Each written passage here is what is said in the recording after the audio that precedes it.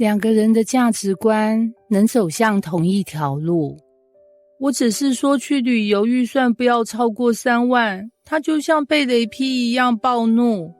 他說孩子不一定要考第1名，我瞬間覺得我們根本不在同一個星球。這不是誇張，這是志偉與玉婷的婚姻現況，一段看似沒什麼大事，卻因價值觀不同而一天天瓦解的關係。你是否也有過這種感覺？我們好像在說中文，但彼此根本聽不懂。每一次爭執不是因為做了什麼，而是為什麼這麼做，也就是背後的價值觀出現了裂痕。而這裂痕不吵開了還好，一吵開就像地震裂縫般越拉越大，越補越崩。到底兩個價值觀不同的人能不能走上同一條路，還是一開始就找錯的人乾脆放棄比較快？這堂課或許會顛覆你對合不合的想象。價值觀是什麼？簡單來說，就是你認為重要的事。每個人的人生導航系統都由這些無形的信念組成。你可能認為存錢很重要，他覺得享受當下才是人生。你認為孩子教育第一，他認為親子關係比成績重要。你重視家庭聚餐，他重視職場應酬。問題來了，當兩個人原本在不同文化、家庭、成長背景中養成的價值觀被放進同一個婚姻鍋裡煮時，會發生什麼事？答案是鍋會爆。尤其當我們期待對方理所當然要跟自己看法一樣時，那就是戰爭的開始。但先別絕望，因為下一段故事可能會讓你看到不一樣的可能性。世杰和方怡結婚5年，有一個7歲的女兒。世杰是一位工程師，做事有邏輯，有目標，對孩子的教育充滿規劃性。他從女兒3歲開始就規劃好數學課、英文課、音樂班，每天行程表精準到15分鐘。方怡則是藝術背景，對孩子有極高的同理心與自由度。她不太逼女兒念書，喜歡讓孩子用畫畫、聽音樂的方式探索世界。問題就出在這裡。有一天，女兒考試考了78分，方怡覺得沒什麼，世杰卻勃然大怒。兩人當晚在餐桌吵到翻桌。世杰說：“你這樣寵他，他長大會一事無成。”方怡回嗆：“你那是控制，不是教育。”然後他們兩個都做了一樣的事，跑去找婚姻諮詢。結果很有趣，他們在不同的時間對輔導說了同一句話：“我不知道這段婚姻還能不能走下去，我們價值觀太不同了。”很多人會問，價值觀不同真的能走下去嗎？答案是能，但要用對方式。讓我們來解構一下這個問題。價值觀不同不代表雙方一定要改變成一樣，關鍵不是一致，而是理解與尊重。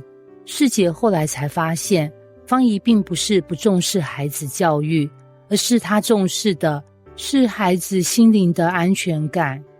他們原來追求的其實都是希望孩子好，只是方法不同。這時，諮詢師告訴他們一句話，徹底改變了他們的互動模式：你們不是對手，而是盟友。這句話讓他們決定重建彼此的信任。他們開始用一種新的模式面對價值觀分歧，不急着改變對方，而是先彼此理解，然後一起創造出屬於我們的價值觀。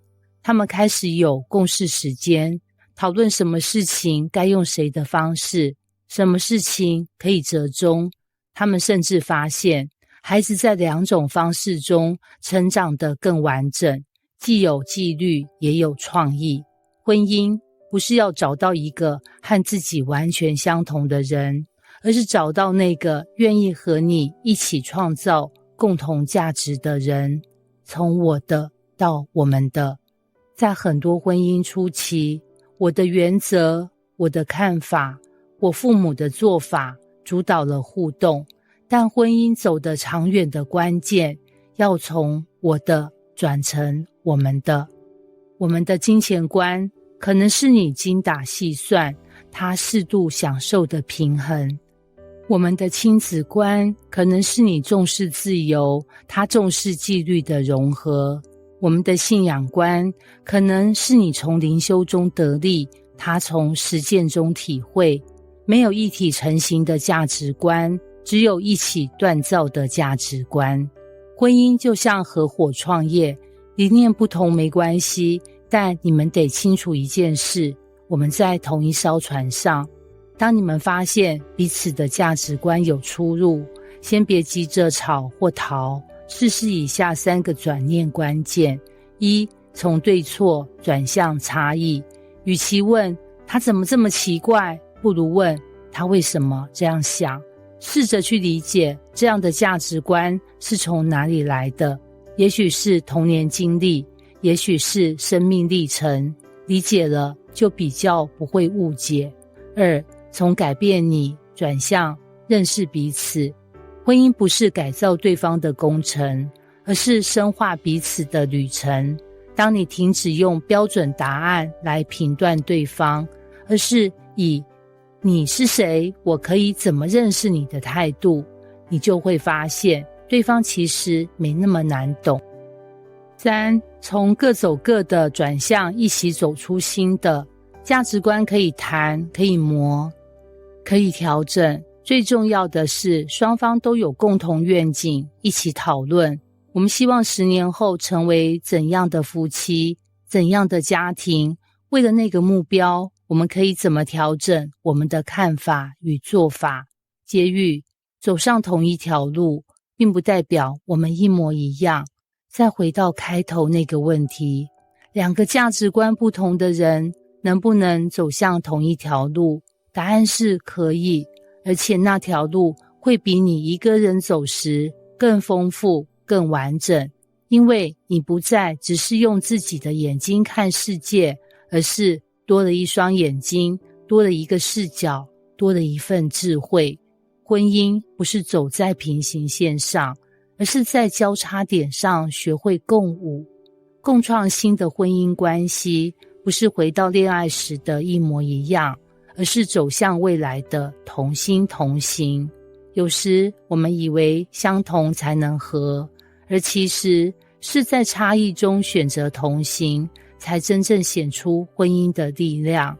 請記得，價值觀可以不同，但只要有愛、有理解、有願意，你們的腳步就能走在同一條路上。